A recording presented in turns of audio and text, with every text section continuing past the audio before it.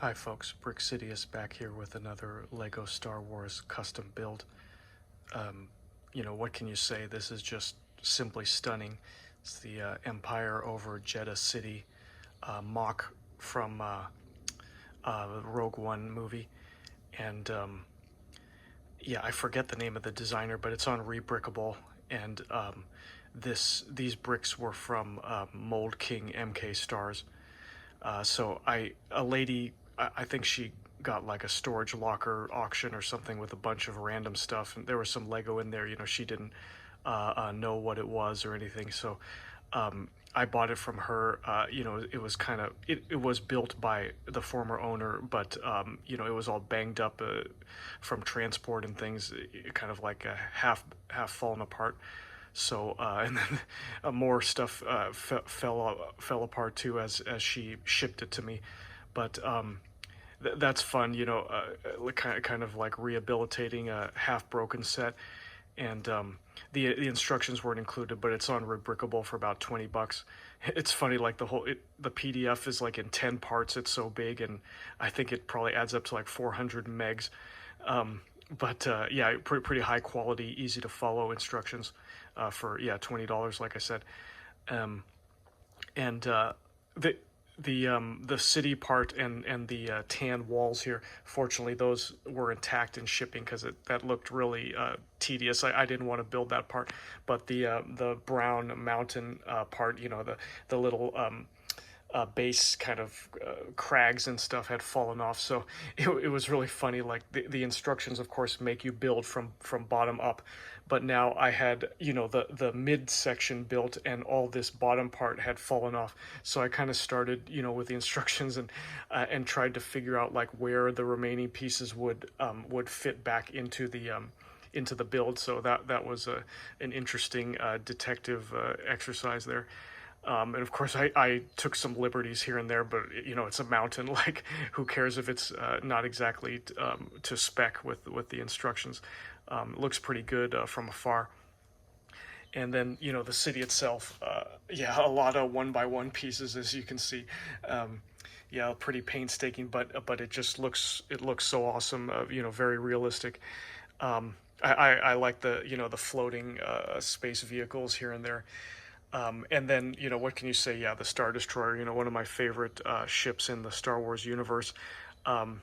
The last one I built was the 130, the original UCS Star Destroyer. Like, you needed like magnets, to get the angles right of the panels. And, one of the first UCS sets, very classic, difficult to build for sure. This one, kind of like a half scale there.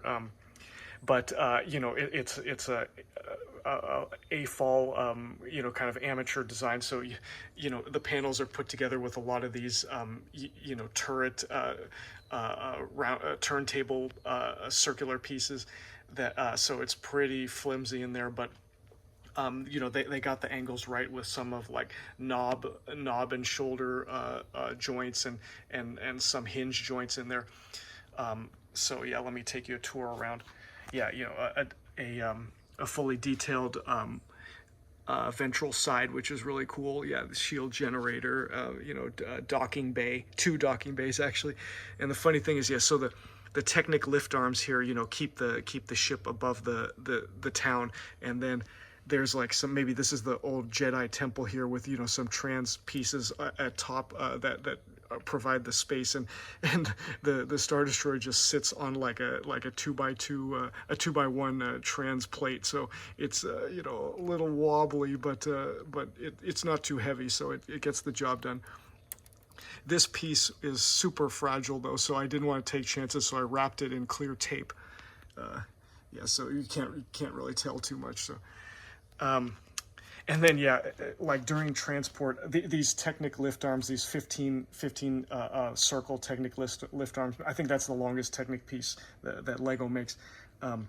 They go into the guts of the city. Let me see if I can open it up here. Yeah, okay. Yeah, so these, it's hard to tell, but these come in sections like a belt, and they go around the city, and then they have hinge pieces, these red hinge pieces that hook together. like tank treads, and then there's a big, a strong like Technic spine here that holds these two lift arms in place and supports the weight of the Star Destroyer. But the lady who sold it to me didn't know how to disassemble this and get rid of the lift arms, so they were just sticking out. And of course, in the box, this base is like 8 pounds at least, maybe. Yeah. So like, it was, she didn't pack it well, so it was bouncing around. And of course, the transparent lift arms broke. Also, like Mold King uses lower quality plastic. So I had to, go open this up, open up the Jedha City surface, pull out the broken transparent lift arms, and I had black, and I had one gray, and I had two whites. So black wouldn't look good. Whites, I was hoping for gray because it would kind of blend in with the city and kind of look like clouds background or something. But I only had one, so I went with white.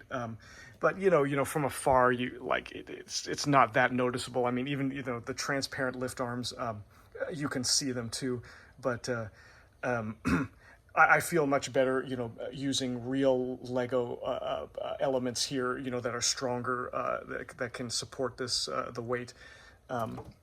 But anyway, yeah, you close that up, and then they kind of snap together. But I've been having trouble getting it to snap. Anyway, yeah. So the Star Destroyer, kind of the standard look here. Yeah, symmetrical. Yeah, the bridge was done pretty well. It's flimsy as heck, but you generally don't need to touch it, so it's fine. But a lot of detail there. The rear thrusters. This is where they could have done better. Lego always has the blue lights for the when the thrust is coming out. But here you can't really. I guess I could put blue circular elements into these four, but the main engine thrusters here don't allow you to put any decorations in, and they kind of have that look of the back of the the ball turret for like the ATTE. That's what this piece is. They just inverted it, so it has that concave look, but they won't stay in place because they're meant, it's a ball turret, it's meant to roll around. So unfortunately, it can look, if you get it on a bad day, it can look pretty stupid like that. So, if I were to take photos of this thing, I have to, line them up and make them look great.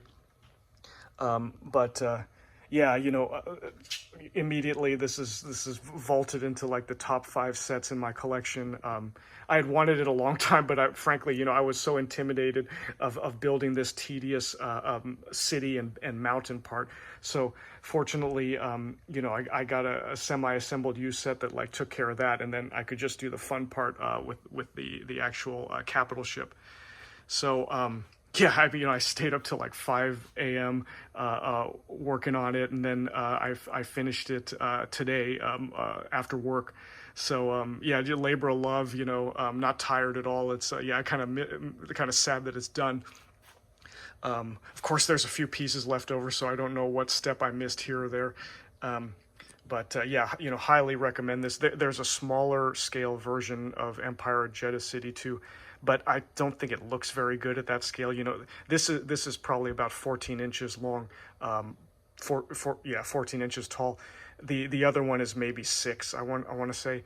It's cheaper, of course. I think on AliExpress maybe this will run you $170 or something like that, new. And then I think the rebrickable estimate, if you were to buy all these bricks from BrickLink, in the U.S. at least, it quoted me at $700, so that's horrible. I mean, you probably have a lot of these pieces at home if you have a spares collection, but the problem is the uses a lot of like trapezoidal brown and orangey brown pieces here that are not that common. So that'll set you back if you if you want to buy real Lego pieces. And then on the inside, of course, the color doesn't matter. Mold King chose red, but kind of the guts, the supporting structure under the city is red. So yeah, I think that's it. Once again, yeah, I really endorse this set. It's super cool. It looks beautiful. I just now got to figure out where the heck to display it. Um, and then hopefully my kids won't bang into the shelves and cause a disaster. I really enjoyed it. Yeah, thanks for watching. I'll see you next time, and may the force be with you.